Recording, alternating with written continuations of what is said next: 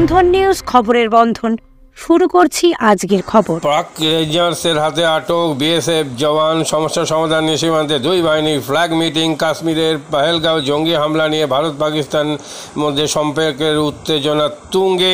এরই মধ্যে বিএসএফ জওয়ানকে আটক করল পাকিস্তান রেঞ্জার্স। বৃহস্পতিবার ভারতীয় সেনার কর্তা সংবাদ সংস্থা পিটিআইকে জানান, পাঞ্জাবের ফিরোজপুর সেক্টরের মোতায়েন ছিলেন ওই বিএসএফ জওয়ান। বুধবার বিকেলে ভুল করে তিনি সীমান্ত পেরিয়ে পাকিস্তানে ঢুকে পড়েন।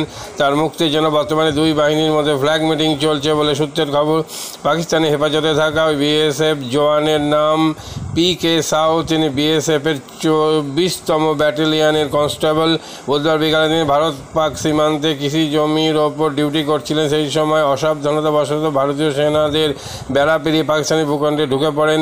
সূত্রের খবর, ফিরোজপুর সীমান্তে পেরিয়ে তাকে আটক করে পাকিস্তানি রেঞ্জার্স। ঘটনার সময় PK সাউয়ের সামরিক পোশাক ছিল। আটক বিএসএফ জওয়ান PK সাউ বাড়ি হুগলির রিসরায়। জীবনের নানা ওঠাপড়া যেন সহজে গায়ে না লাগে, তার জন্যই আপনাদের পাশে রয়েছে ভারতীয় জীবন বীমা নিগম বা life insurance corporation of India. জন্ম থেকে মৃত্যু আর সুসময় থেকে বিপদ, মানুষের সাথে মানুষের পাশে Ananda Bangla foundation, human rights organization, এই সংস্থার কর্ণধার বিশিষ্ট আইনজীবী মলয় মজুমদার। আইনের পেশা থেকে শুধু পয়সা রোজগারটা জীবনের মূল লক্ষ্য হতে পারে না। সমাজে বসবাসকারী অসহায় মানুষদের সাহায্য করতে না পারাটাই জীবনের ব্যর্থতা। ঈশ্বরের আরাধনা, মানুষের সেবাই তার জীবনের মূল লক্ষ্য। হুগলির পেয়ারা বাগানে আনন্দ বাংলা ফাউন্ডেশনের কার্যালয়ের প্রাঙ্গণে দাঁড়িয়ে কথাই বললেন আনন্দ বাংলা ফাউন্ডেশনের কর্ণধার অ্যাডভোকেট মলয় মজুমদার। শুরু হয়েছিল নবজীবন ফাউন্ডেশনের কাজ। আজ গোটা উত্তর পূর্ব ভারতে ছড়িয়ে পড়েছে তার ব্যাপ্তি। জেলা ও রাজ্যের হাজার হাজার মাদকাসক্ত যুবকদের মানসিক ও শারীরিক চিকিৎসার মধ্যে দিয়ে সুস্থ জীবনের পথে ফিরিয়ে আনছে নবজীবন ফাউন্ডেশন। কি করে এই সংস্থাকে তিল তিল করে গড়ে তুলছেন বন্ধন নিউজ এর ক্যামেরার সামনে, সে কথা বললেন সংস্থার কর্ণধার চন্দন দাস।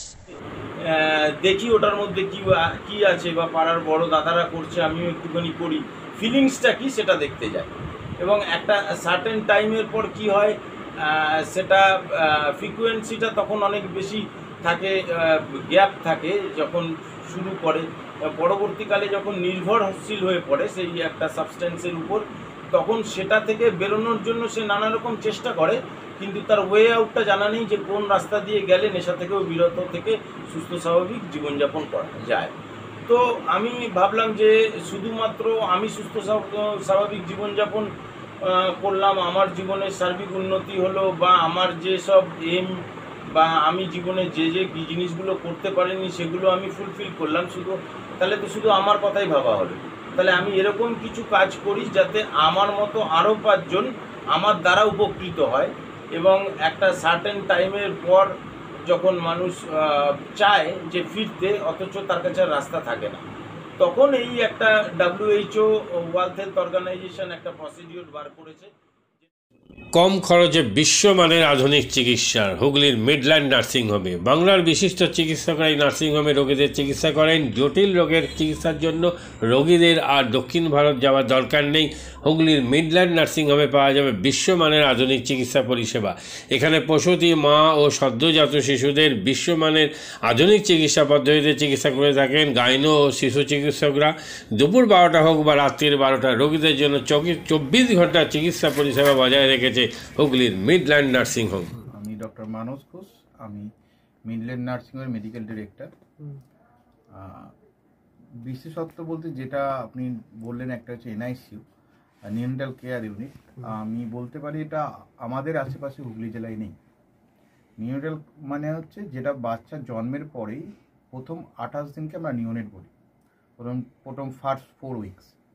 তো এই সময়ে বাচ্চাদের সমস্ত রকমের চিকিৎসায় বলুন, বা তাদের দেহের গঠন বলুন, বা তাদের রোগগুলোই বলুন, সেগুলো সবগুলো অন্যান্য বাচ্চা মানে তার থেকে বড় বাচ্চার থেকে কিন্তু অনেকটাই আলাদা। এবং এই ক্ষেত্রে বাচ্চাদের বাচ্চারা খুব সেন্সিটিভ হয়, বাচ্চাদের রোগ প্রতিরোধ ক্ষমতাও অনেক সময় কম থাকে, এবং এগুলোর জন্য স্পেশাল কেয়ার লাগে নিউনেট, এবং তাদের পুরো চিকিৎসা পার্টটা একটা আলাদাভাবে তৈরি হয় প্রথম 28 দিনের জন্য। আমরা এখানে চুঁচুড়া, বিশেষ করে চুঁচুড়া এবং হুগলিবাসীর জন্য এই জিনিসটা আমরা আনতে পেরেছি, যেখানে আমাদের বাচ্চাদের এই নিউনেটদের ক্রিটিক্যাল মানে খুব খারাপভাবে যে নিউনেটগুলো জন্মেছে বা যারা জন্মের পরে যারা হাঁপাচ্ছে বা যারা মেকোনিয়াম খেয়ে ফেলেছেন বা যাদের কোনো জন্মের পরে কোনো রকমের শ্বাসকষ্ট বলুন বা কোনো রকমের অসুবিধে হয়েছে বা জন্ডিস ধরা পড়েছে বা অন্য কোনো কমপ্লিকেশান হয়েছে, সেই ধরনের বাচ্চাদের চিকিৎসা করার জন্য উপযুক্ত ব্যবস্থা আমরা এখানে করতে পেরেছি। তার ভিতরে আমরা বলতে পারি আমাদের এখানে ওয়ার্মার আছে সাফিসিয়েন্ট, আমাদের এখানে 6টা বেডের জন্য ওয়ার্মার আছে এবং আমাদের এখানে ফটোথেরাপি মানে বাইলেয়ার ডবল সারফেস ফটোথেরাপি আছে যাদের কনজেনিটাল বা যাদের জন্ডিস ধরা পড়েছে তাদের জন্য, এবং বাচ্চাদের ভেন্টিলেটার আছে আমাদের একদম নিওনেটদের জন্য। এই ভেন্টিলেটার সাধারণভাবে সব জায়গায় পাবেন না, এবং বাচ্চাদের বাবেল সিপ্যাপ যেটা একটা স্পেশালাইজ মেশিন, বাচ্চাদের যেহেতু ভেন্টিলেটার খুব বেশি লাগে না কিন্তু বাবেল সিপ্যাপ বলে একটা জিনিস খুব বেশি লাগে, তাদের অক্সিজেনের পরিমাণ কমে গেলে তাদের শ্বাসকষ্ট হলে সেটাও আমাদের এখানে আছে। এবং আমি কিছুদিন আগে আমাদের একটি বাচ্চা এখানে ভর্তি হয়েছিলেন যার শ্বাসকষ্ট হতে শুরু করেছিল জন্মের 6 ঘন্টা পর থেকে, এবং সুন্দরভাবে তাকে আমরা এখানে চিকিৎসা দিয়েছি। আমাদের এখানে দুজন খুব ইয়ং মানে এনথুজিয়াস্টিক পেডিয়াট্রিশিয়ান আছেন, ডক্টর মৈত্র এবং ডক্টর ঘোষ। তো তারা তাদের দুজনের আন্ডারেই বাচ্চা ভর্তি ছিলেন।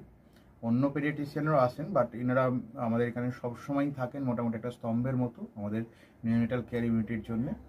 এবং বাচ্চাটি এই মুহূর্তে খুবই ভালো আছে, তাকে আমরা ডিসচার্জ করেছি। এটা কি প্রিম্যাচিওর বেবিদের ক্ষেত্রে এটা বেশি প্রয়োজন হয়?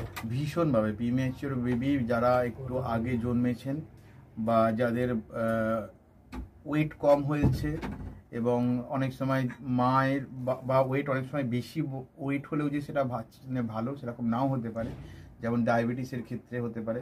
তো অনেক সময় বাচ্চাদের বারবার জন্মানোর পর সুগার ফল করছে, এটাও আমরা দেখি। অনেকগুলো কারণেই যেগুলো জন্মের পরেই যে সমস্ত সমস্যাগুলো হয় সেগুলোর জন্য এরকম স্পেশালাইজড ইউনিট দরকার হয়, নিওনেটাল কেয়ার ইউনিট, এবং সেটা আমরা এখানে করতে পেরেছি। প্রথম কথা হচ্ছে জীবনের দাম সব থেকে বেশি, ঠিক আছে, এবং যে মা 10 মাস তার বাচ্চাটাকে গর্ভে ধারণ করেছেন তার জন্য সারা পৃথিবীর সব থেকে মূল্যবান জিনিস বা সেই বাবাটির জন্য কিন্তু সেই শিশুটি। রিগার্ডিং কস্ট যদি বলেন, আমরা এমনিতে একটা মফস্বল এলাকাতে থাকি এবং আমাদের পুরো নার্সিংহোমটাই মফস্বল এলাকাতে। আমরা সেটার কথা মাথায় রেখেই আমাদের যে সমস্ত কস্টগুলো রেখেছি। এবং এই যেটা বললাম কয়েকদিন আগেই আমাদের একটি বাচ্চা যাকে হঠাৎ করে শিফট করতে হয়েছিল নিকুতে, সেই চিকিৎসা পেয়ে গেল। তার বাবা মা দুজনেই খুব স্যাটিসফাইড। আমাদের যে ফেসবুক পেজ আছে সেখানে আপনারা তাদের কথা শুনলে বুঝতে পারবেন, এবং কস্ট মানে যথেষ্ট রিজনেবল। আমি একেবারে কম বেশি এরকম বলবো না, আমি বলবো রিজনেবল। আমাদের মফস্বলের জন্য যেটা হওয়া উচিত সেই রকমই করা আছে।